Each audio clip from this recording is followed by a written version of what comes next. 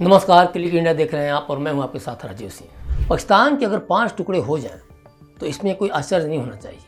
फिलहाल हालात कुछ ऐसे ही हैं। दशकों से पाकिस्तान भारत को परेशान करता रहा, दूसरे देशों को परेशान करता रहा, लेकिन आज उस देश में गृहयुद्ध के हालात हैं और अस्थिरता इस हद तक उसके ऊपर हावी हो गई है कि पाकिस्तान टुकड़ों टुकड़ों में विभाजित होने जा रहा है। आज हम इसी को लेकर आपके सामने हाजिर हैं। चलिए समझते हैं कि आखिर पाकिस्तान के 5 टुकड़े होंगे कैसे। देखा जाए तो पाकिस्तान में हालात लगातार बिगड़ रहे हैं। आतंकी संगठन, राजनीतिक अस्थिरता, सेना और जनता के बीच बढ़ते टकराव ने देश को गृहयुद्ध जैसी स्थिति में ला खड़ा किया है। हाल ही में अमेरिका ने पाकिस्तान में रह रहे अपने नागरिकों को बॉर्डर इलाकों से दूर रहने की चेतावनी दी, जिससे इस संकट की गंभीरता का अंदाजा लगाना आसान हो गया। सवाल उठता है कि क्या पाकिस्तान सच में अपने 5 टुकड़ों की ओर बढ़ रहा है? चलिए पहले उन क्षेत्रों और वहां रहने वाले पाकिस्तानियों के बीच पनप रहे असंतोष को समझते हैं कि आखिर हम ये दावे क्यों कर रहे हैं। बात करते हैं सबसे पहले बलूचिस्तान की, जो आज़ादी की दहलीज पर खड़ा है। पाकिस्तान का सबसे बड़ा प्रांत है बलूचिस्तान, जो दशकों से आज़ादी के लिए लड़ रहा है। बलूच लिबरेशन आर्मी यानी कि BLA और अन्य संगठनों ने पाकिस्तानी सेना की नाक में दम कर रखा है। हाल ही में बलूच विद्रोहियों ने जाफर एक्सप्रेस ट्रेन हाईजैक कर 100 से ज़्यादा लोगों का अपहरण किया और पाकिस्तानी सैनिकों को मौत के घाट उतार दिया, जो बताने के लिए काफ़ी है कि पाकिस्तान में कितना ज़्यादा अशांति फैल चुका है। बलूच नेता खुलेआम आज़ादी की मांग कर रहे हैं और पाकिस्तान सरकार उनकी आवाज़ को दबाने में नाकाम रही है। मौलाना फजलुर रहमान ने पाकिस्तानी संसद में कहा था कि बलूचिस्तान के 5-7 ज़िले अब पाकिस्तान के कब्जे में नहीं हैं। अगर हालात नहीं सुधरे तो बलूचिस्तान अलग देश बन सकता है। अब बात करें सिंध की, जो पाकिस्तान का अगला बागी प्रांत है, तो बलूचिस्तान के बाद अगर कोई सबसे ज़्यादा पाकिस्तान से अलग होने के लिए तैयार है तो वो है सिंध। यहाँ के लोग खुद को पाकिस्तान से ठगा महसूस करते हैं। कराची जैसे बड़े शहरों से आने वाला पैसा पंजाब को फ़ायदा पहुँचा रहा है, लेकिन सिंध को कुछ नहीं मिल रहा। बलूच और सिंधी विद्रोही अब एक साथ आ चुके हैं और पाकिस्तान सरकार के खिलाफ जंग छेड़ चुके हैं। अगर बलूचिस्तान अलग हुआ तो सिंध भी सिंधु देश बन सकता है। अब चलते हैं आगे और बात करते हैं पंजाब की, जो सबसे ताकतवर राज्य है पाकिस्तान का, लेकिन है सबसे अलग थलग।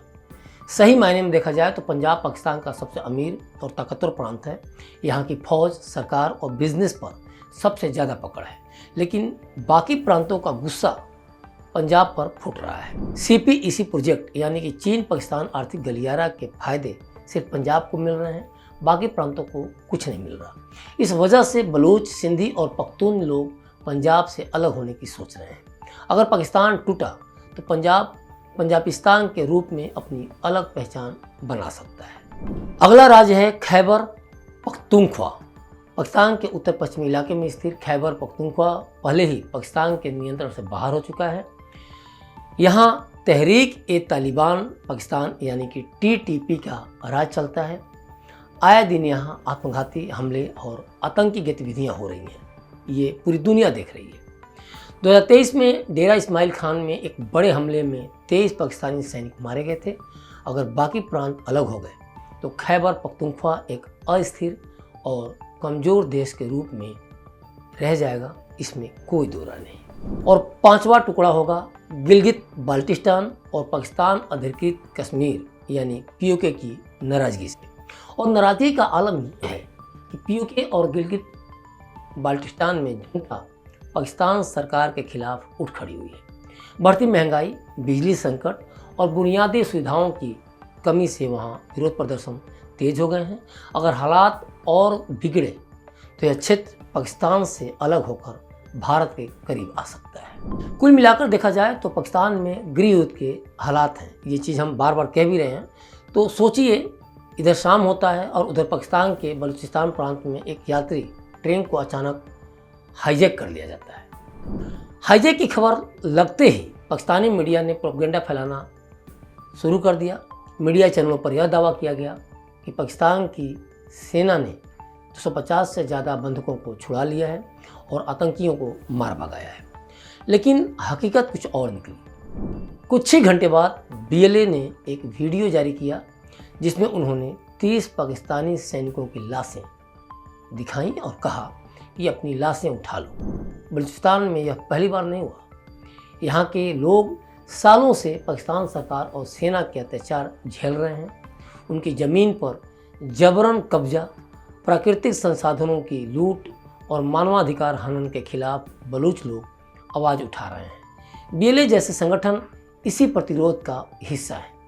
पाकिस्तान की सेना बार बार इन आंदोलनों को दबाने की कोशिश करती है, लेकिन बलूच लड़ाके हार मानने को तैयार नहीं है। इस घटना से साफ है कि पाकिस्तान में कानून व्यवस्था पूरी तरह चरमरा चुकी है। अगर 100 से ज़्यादा हथियारबंद सैनिक ट्रेन में रहकर भी खुद को नहीं बचा पाए तो सोचिए देश की आम जनता कितनी असुरक्षित होगी। दूसरी बात कि बलूचिस्तान में ट्रेन हाईजैक की घटना के बाद पाकिस्तान में बौखलाहट साफ दिख रही है। पाकिस्तानी मीडिया अब इस घटना के पीछे भारत के राष्ट्रीय सुरक्षा सलाहकार यानी कि NSA अजीत डोभाल का हाथ बता रही है। पाकिस्तान ने हमेशा की तरह दोष भारत पर डालने का खेल शुरू कर दिया। वहाँ के टीवी चैनलों और सरकारी भोंपू मीडिया ने यह फैलाना शुरू कर दिया कि भारत के NSA अजीत डोभाल के मास्टरमाइंड ऑपरेशन की वजह से ये हमला हुआ। यह पहली बार नहीं है जब पाकिस्तान ने अपनी नाकामी छुपाने के लिए भारत को दोषी ठहराया है। पहले जब भारत में आतंकी हमले होते थे तो कांग्रेस सरकार बस एक बयान जारी कर देती थी, हम इसकी कड़ी निंदा करते हैं और पाकिस्तान के हाथ होने की जांच करेंगे। लेकिन कार्रवाई के नाम पर कुछ नहीं होता था। हम खून का घूंट पीकर सहते थे। पाकिस्तान हमारे नागरिकों की हत्या करता था और हम चुपचाप दुनिया के सामने सफाई देते थे। लेकिन अब तस्वीर बदल चुकी है, खासतौर पर 2014 के बाद से, मोदी सरकार के आने के बाद से। भारत सिर्फ कड़ी निंदा नहीं करता बल्कि घर में घुसकर दुश्मन को खत्म करता है। सर्जिकल स्ट्राइक हो या बालाकोट एयर स्ट्राइक, आज पाकिस्तान की सेना ISI और आतंकियों की नींद उड़ी रहती है। तो जरा सोचिए कि अगर अजीत डोभाल के नाम से ही पाकिस्तान की नींद उड़ जाती है तो सोचिए जब असली कार्रवाई होगी तब क्या होगा। जम्मू कश्मीर के पूर्व DGP SP वैद कहते हैं कि पाकिस्तान का हाल बांग्लादेश से पहले के दौर जैसा हो गया है। वहाँ के नेता भी तब यही कहते थे कि कुछ नहीं होगा, लेकिन फिर पाकिस्तान का एक बड़ा हिस्सा टूटकर अलग हो गया। आज वही हालात फिर बन चुके हैं। तो ये थे पाकिस्तान के 5 क्षेत्र जो किसी भी तरह से आज़ादी चाहते हैं इस मुल्क से, पाकिस्तान जैसे मुल्क से। तो क्या पाकिस्तान के टुकड़े होना तय है?